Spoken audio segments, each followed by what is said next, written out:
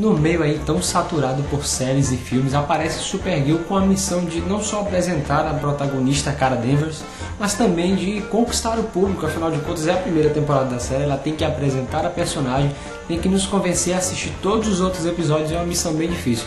Então, depois da vinheta a gente vai voltar aqui com esse vídeo para nossa análise geral dessa primeira temporada, do que nós achamos da temporada como um todo, beleza?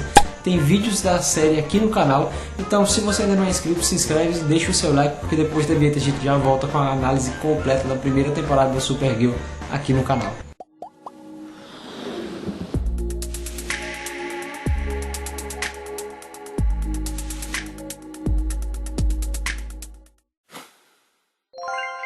Fala galera do canal Preocupe, sejam muito bem-vindos mais uma vez. O meu nome é Gustavo e como eu falei, a gente está aqui para fazer a análise completa da primeira temporada da Supergirl aqui no canal, beleza? Vocês pediram, a gente está trazendo essa análise aqui direto para vocês do que nós achamos dessa primeira temporada. Se você já é inscrito no canal, muito obrigado por nos acompanhar semana após semana, vídeo após vídeo, muito obrigado. Eu conto muito com o like de vocês, com a visualização de vocês. E se você está vendo esse vídeo pela primeira vez, seja muito bem-vindo ao canal. A gente coloca vídeos todas as semanas sobre séries, filmes, jogos, tem muita coisa aqui no canal. Se inscreve e compartilha com seus amigos no final desse vídeo, beleza? Galera, depois de alguns episódios, como eu falei, a primeira temporada do Supergirl veio ao fim. Um dos nossos inscritos pediu a nossa análise e a gente tem vídeos de uma boa parcela aí da primeira temporada. Eu vou falar um pouquinho disso mais na frente, vou explicar para vocês, alguns já sabem, outros não. Então, mas é o seguinte, a gente vai fazer a nossa análise aqui, a nossa review, a nossa crítica dessa primeira temporada, porque eu assisti todos os episódios e eu vou falar para vocês aqui dos pontos que eu achei positivos, dos pontos que eu achei negativos. Afinal de contas, vou dar uma nota no final desse episódio, no final desse vídeo. E galera, é o seguinte, como eu falei na intro, a série tem uma missão difícil, cara, que é no meio de um gênero tão saturado, no meio de um gênero aí tão combatido com relação a séries de outros heróis, com série de outras emissoras, com série de outras produtoras, né? Inclusive da própria DC Comics tem outras séries da DC, como Flash, como Arrow. E então é nesse meio que aparece Supergirl e ela tem a difícil missão, cara, de resistir às séries que vem dando muito certo antes de Kara Danvers, de conquistar o público, né? Afinal de contas é uma série nova que está se iniciando agora, então tem toda a dificuldade de se apresentar a personagem, de conquistar o público, de cativar principalmente o público para uma segunda e terceira temporadas possíveis. E é uma tarefa difícil e eu vou falar aqui a respeito da primeira temporada se baseando nessa missão principal da série, que seria isso: conquistar o público, apresentar a personagem e ganhar aí um grande foco, um grande público para que a série pudesse ser renovada para a segunda e terceira temporada. Então vamos lá. Bom, desde o início a série se compromete então a apresentar a Kara Danvers pra gente. A gente vê ali o início da personagem, né, a história, né, sendo contada, e como que ela chegou na Terra, de como que ela saiu de Krypton, de como que é o parentesco dela com o Superman. Inclusive o início da Kara Danvers é marcado não só pelo início dessa primeira temporada, como também, principalmente, vamos dizer assim, a respeito dos seus vilões, cara. A respeito dos vilões da série. Acompanham o início da personagem, eu estou me referindo ao Fort Ross, né, que é a prisão, que seria a prisão, que mantinha prisioneiros e cativos, todos aqueles vilões. E aí, junto com a Kara Danvers, vem essa prisão, né, na destruição do planeta Krypton, e todos eles são libertos. E aí no início dessa primeira temporada a gente então tem essa temática, uma temática aí bem marcante da série, né, que nos primeiros episódios ela tem mesmo que combater aí a ameaça dia após dia, é a ameaça do dia, né? Ela tem que combater o inimigo do dia, o vilão do dia. Isso é bem característico no início da série. Eu confesso que demorei um tempo para engolir essa ideia da série de vilão, o vilão da semana, né? Você tinha um dia que saiu o episódio, e aí nesse episódio tinha assim então o vilão do dia, que independente das circunstâncias que iam acontecer no episódio, a gente ia ter no final do episódio o dia acabando bem, né? Que era a Kara Danvers salvando o dia ou pedindo ajuda de alguém e tal. Eu demorei um tempo para engolir essa história, para engolir essa temática. Felizmente, cara, eles mudaram isso durante a primeira temporada e eu acho que isso foi um ponto positivo. Eles perceberam que isso não estava dando certo, e aí eles mudaram a temática para uma aposta que a DC já faz em outras séries e que vem dando muito certo. Eu vou falar mais disso um pouquinho aqui na frente, então assiste esse vídeo até o final. E aí dentro dessa temática de vencer o vilão do dia, né, os vilões do dia, de cada semana, a gente tem as temáticas, né, as problemáticas que vão sendo desenvolvidas e os núcleos de relacionamento que vão acontecendo durante episódio a episódio, que é o relacionamento com a sua irmã. Eu achei bem conturbado no início, mas eu confesso que depois, com o contexto que foi acontecendo e como a gente foi acontecendo o desenrolar das coisas, eu acabei aceitando, acabei me simpatizando um pouco mais, que eu tinha uma aversão muito grande a Alex. Eu não gostava do relacionamento dela com a Cara Danvers, eu achava uma coisa muito infantilizada, do lance de tipo, você é heroína, mas eu sou sua irmã protetora, então eu achava muito banalizado o relacionamento entre as duas, mas eles acabaram resolvendo.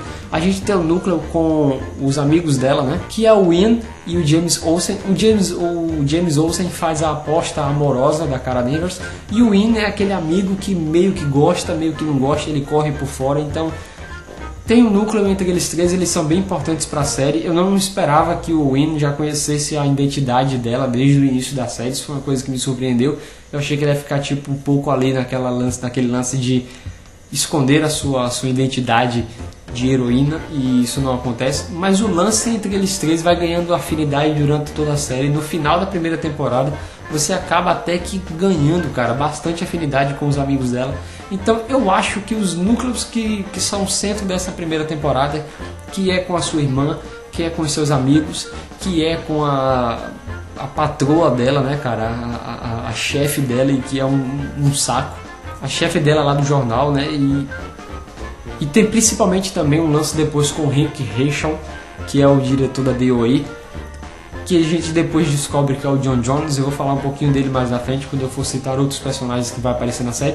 Mas eu gostei, cara, sabe? Eu acho que a série mudou justamente para esse ritmo. Como eu falei, a série vinha nessa bosta de o inimigo da semana, o inimigo do episódio, e aí ela muda drasticamente para uma temática que seria aprofundar a importância aos núcleos específicos. Isso acontece muito com Flash, né?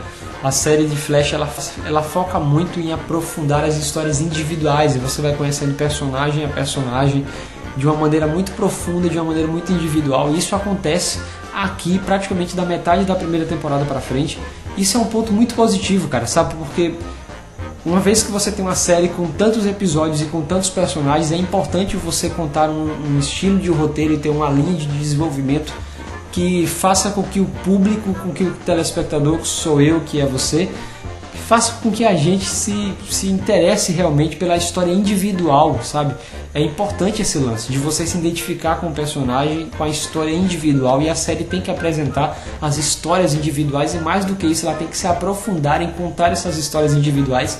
Isso acontece principalmente com a DOA, isso acontece principalmente com o Hank Henshaw, isso acontece principalmente com James Olsen, que é a aposta amorosa dela, e tem um porquê, né? E tem um lance do tipo, ela vai ficar, não vai, que pra mim no início parecia uma coisa meio novelesca, mas depois ganhou um outro foco, felizmente. Então, tipo, eu gostei disso, acho que é um ponto positivo da série, o fato dela ter mudado o ritmo na metade da temporada. Isso pra mim foi uma coisa corajosa e foi uma aposta que deu certo. E aí, como eu falei dos vilões, no 19º episódio é que a gente vem conhecer, cara, a ameaça principal. Isso foi uma coisa que eu gostei da série ter escondido isso para o final.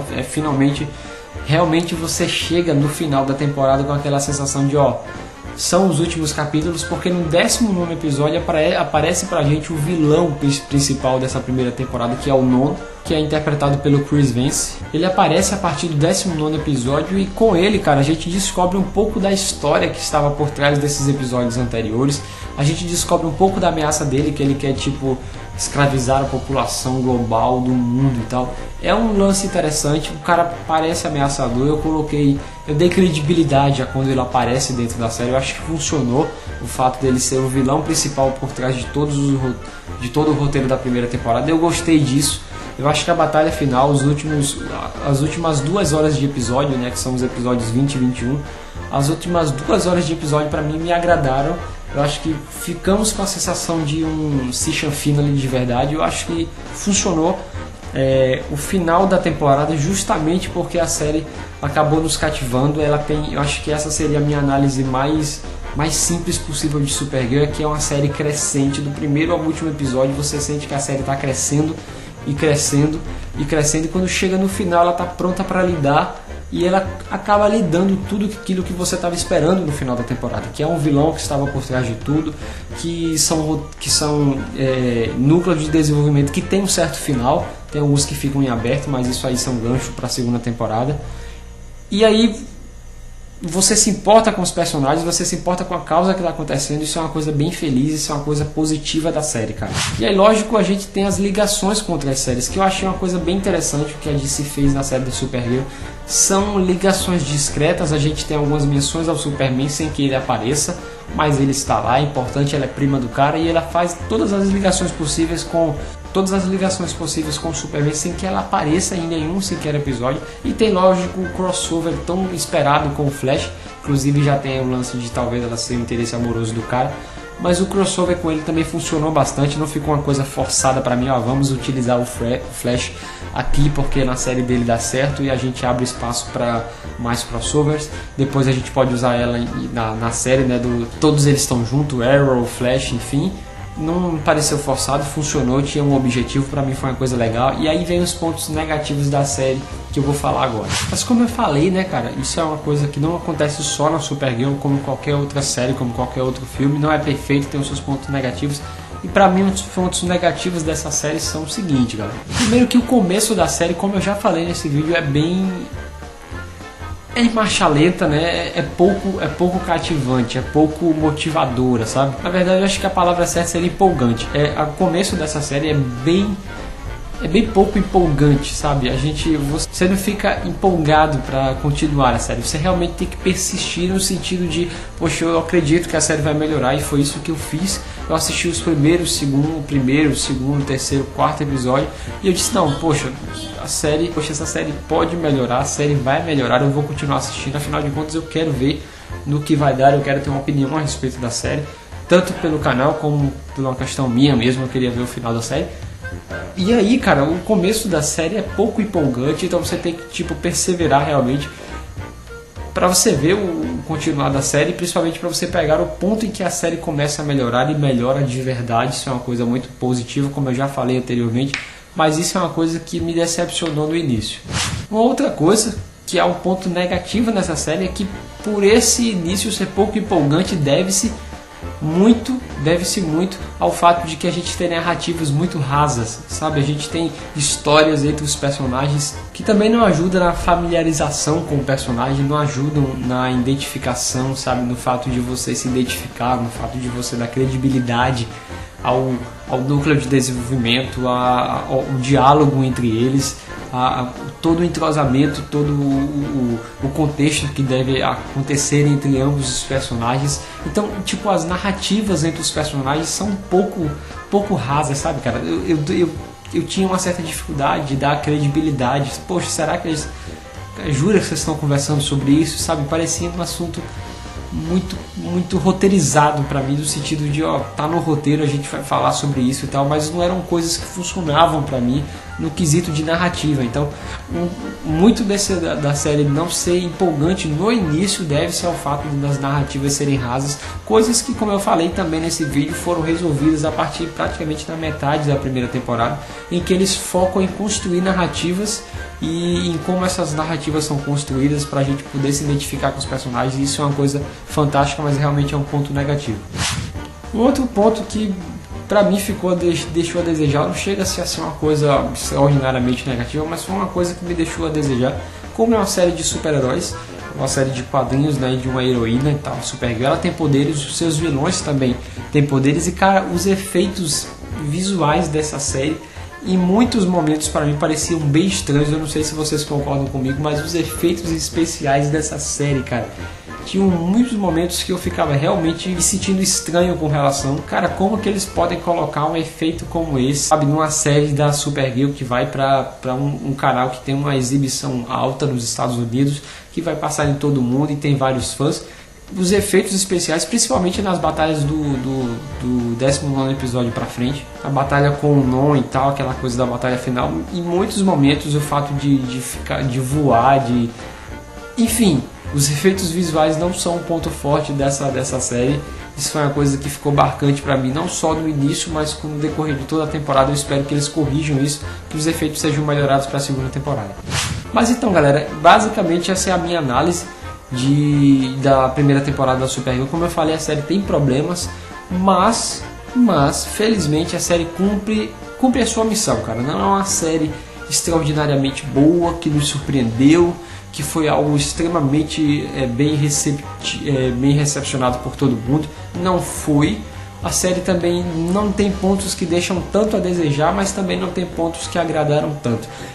É uma série de mediana para boa, sabe? E eu acho que a coisa mais positiva da série é que ela cumpriu a sua missão de apresentar a Kara Danvers, e ela cumpriu a sua missão de ganhar uma segunda temporada, e com isso ela ganhou, pelo menos de mim, a certeza de que eu vou voltar para assistir a segunda temporada, acreditando que a segunda temporada pode ser muito melhor, sim. Eu acho que essa é a minha expectativa maior a respeito da segunda temporada. A série tem um potencial muito grande para a segunda temporada, quando você teve personagens importantes sendo apresentados como John Jones, como a Kara Danvers e o lance com a sua tia, o lance com o próprio Flash, o lance com o Superman, se eles vão abordar isso, se não vão. E, enfim, a série tem um grande potencial. De 0 a 5 eu daria 3,5 para a série. Diria que a série passou das minhas expectativas. Realmente eu achei que ia ser pior, mas também não me chegou a me agradar tanto devido a alguns problemas que infelizmente foram corrigidos. Mas em alguns quesitos a série tem muito a melhorar. Mas eu acredito muito, cara. Acredito muito para a segunda temporada. Segunda temporada de Supergirl estará aqui no canal, episódio a episódio. Cada semana vai sair uma análise a respeito do episódio da semana, assim como eu faço com Gotham. Então, se você não quer perder, se inscreve se você ainda não é inscrito. Se você já é inscrito, cara, deixa o seu comentário o que você achou da primeira temporada da Supergirl. Coloca aqui nos comentários, porque a gente começa a análise nesse vídeo, mas termina aí nos comentários. Eu vou respondendo a vocês e vocês vão também fazendo perguntas para mim. Enfim, a gente termina nos comentários. Muito obrigado pela sua visualização. Se você já é inscrito, não nos acompanhe toda semana. Se você não é, clica no botão de se inscrever, compartilha com seus amigos, deixa o seu like, porque isso ajuda muito o canal, e o canal crescendo é certeza de mais conteúdo para vocês. Valeu, galera, até a próxima, muito obrigado, tchau.